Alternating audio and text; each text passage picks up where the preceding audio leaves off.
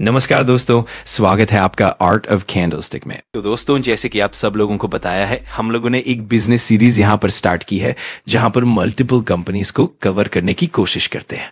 तो जैसे कि बार बार हमेशा जो फर्स्ट स्टेप में आप लोगों को बताता हूं, क्या सो ऑब्वियसली हम 1% की ग्रोथ की बात नहीं कर रहे, हम लोग दमदार ग्रोथ की बात कर रहे हैं। हालांकि काफी सारे लोग इस चीज को लेकर बहुत बड़ा एक मिस्टेक भी कर रहे हैं। मिस्टेक मतलब क्या कि ग्रोथ मतलब वो कहते हैं कि बस फ्यूचर ओरिएंटेड बिजनेस में ही ग्रोथ होती है। ऐसी कोई बात नहीं, आपको नॉर्मल बिजनेस में भी अच्छी अच्छी ग्रोथ देखने को मिल जाती है।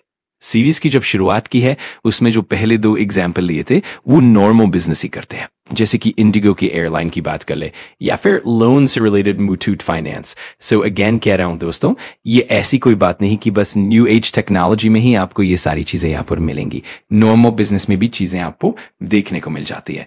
और इस एपिसोड में भी हम लोग इसी एक प्रकार की कंपनी की बात करने वाले हैं। ठीक है, तो ऐसा क्यों?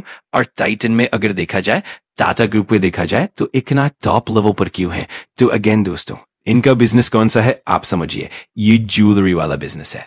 ठीक है, ज्वेलरी वाला बिजनेस, जैसे मैं हमेशा कहता हूं, क्योंकि अगर देखा गया ज्वेलरी, अगर सबसे ज्यादा जो ज्वेलरी से रिलेटेड चीजें जो इस्तेमाल यहां पर होती हैं, किस में होती हैं? यस, शादी में होती है। और शादियां आपको पता ही है, हर साल कितनी सारी शादियां होती हैं। अभी अगर देखा गया है, नवंबर, दिसंबर, जनवरी में ही लगभग करोड़ों में आपको शादियां देखने को मिल जाती हैं। तो एक ऐसा सेगमेंट है, जैसे मैंने इसके पहले भी कहा था कि कुछ लोग शादी के लिए खरीदते हैं, कुछ लोग रिलीजियस पर्पस के लिए भी। आपको पता है, ज्वेलरी खरीद के रखते हैं, गोल्ड में निवेश यहां पर करते हैं। तो हमेशा इसका डिमांड हम लोगों को देखने को मिल जाता है। डेली जो ज्वेलरी पहनी जाती है उसका 35% से 40%, और जो फैशन ज्वेलरी होती है वो 5% से 10% का मार्केट शेयर लेकर यहां पर चल रहा है। एंड ज्वेलरी सेगमेंट में सबसे बड़ा, आप हमेशा जैसे मैं कहता हूं दोस्तों, ऑर्गेनाइज्ड और अनऑर्गेनाइज्ड सेक्टर देखने को मिल जाता है।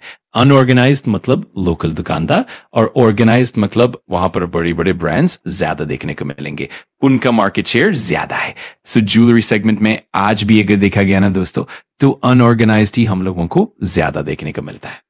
पर यही जो चीज है दोस्तों, ऑर्गेनाइज्ड सेगमेंट में अगर देखा जाए, पॉपुलर जो ब्रांड्स आपको मिलने को मिल जाते हैं वो आज भी बड़े बड़े नाम आपको पता होंगे।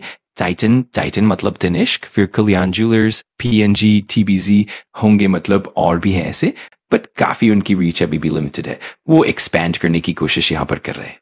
और यही सबसे बड़ी बात है दोस्तों कि ग्रोथ का स्कोप लोगों को देखने को मिल जाता है, बिकॉज आज भी अनऑर्गेनाइज सेक्टर ही हम लोगों को ज्यादा देखने को मिलता है। ऑर्गेनाइज सेक्टर आप यहाँ एक टाइम पर 10% से 15% के आसपास देखने को मिलता था, जो 2019 तक 22% पर आया। और अभी भी अगर आप देखोगे, 36% से 38% हम लोगों को देखने को मिल रहा है ऑर्गेनाइज सेक्टर। ठीक है, ज्वेलरी मार्केट की बात कर ले और नुमुरा की रिपोर्ट की बात कर ले, तो उन्होंने बताया था फाइनेंशियल ईयर 2030 तक ऑर्गेनाइज्ड ज्वेलरी प्लेयर्स 45% तक मार्केट शेयर को कैप्चर कर लेंगे। ठीक है, ऑर्गेनाइज्ड प्लेयर मतलब ये जो बड़े बड़े नाम, तनिष्क, कल्याण, पीएनजी, टीबीजी। सो इसी चीज को लेकर ही आप देख सकते हैं बड़ी बड़ी प्लेयर्स भी मार्केट में एंटर कर चुके हैं, जैसे कि बिरला ग्रुप की बात कर ले। बिरला ने भी रिसेंटली ज्वेलरी सेगमेंट्स में काफी इन्वेस्ट यहां पर किया है। और सबसे बड़ा ज्वेलरी में एक एलिमेंट होता है ट्रस्ट फैक्टर, जो ऑर्गेनाइज सेक्टर में यूजुअली ज्यादा देखने को मिल जाता है। डिपेंड करता है कि कौन सा ब्रांड है, कौन सा प्रोडक्ट है, क्योंकि ज्वेलरी में होता क्या है कि गोल्ड की प्योरिटी कितनी है, रियल गोल्ड कितना है, सर्टिफिकेशन प्रॉपरली हुआ है कि नहीं, तो एक ट्रस्ट हम लोगों को देखने को मिल जाता है। और इसी पॉइंट को लेकर टाइटन, ये इतनी बड़ी कंपनी हम लोगों को बनते भी देखने को मिली है। टाइटन में और भी बिजनेस है, जैसे कि आपको आई केयर वाला बिजनेस भी देखने को मिल जाएगा, चश्मे वाला बिजनेस। अपना जो तनिष्क ब्रांड है वो ही इतनी कमाई करके यहां पर देता है, इसीलिए आप देख सकते हैं टाइटन जैसी कंपनी इतना अच्छा परफॉर्मेंस देती है।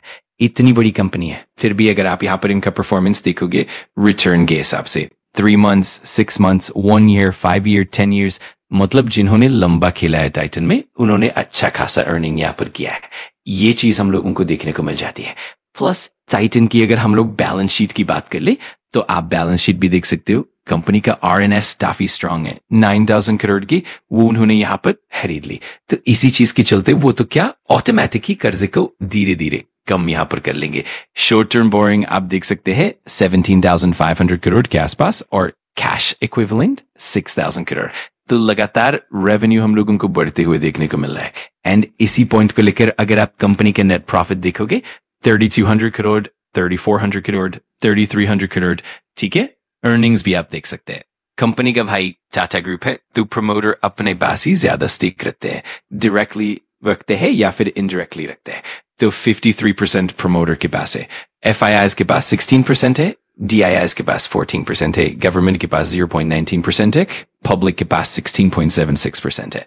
अगर आपको वीडियो जानकारीपूर्ण लगा तो लाइक कर देना, कमेंट करके बताना कि अगला टॉपिक कौन सा चाहिए, और सब्सक्राइब कर लेना आर्ट ऑफ कैंडलस्टिक को, ताकि ऐसे ही पावरफुल लर्निंग वीडियोस आप मिस ना करो।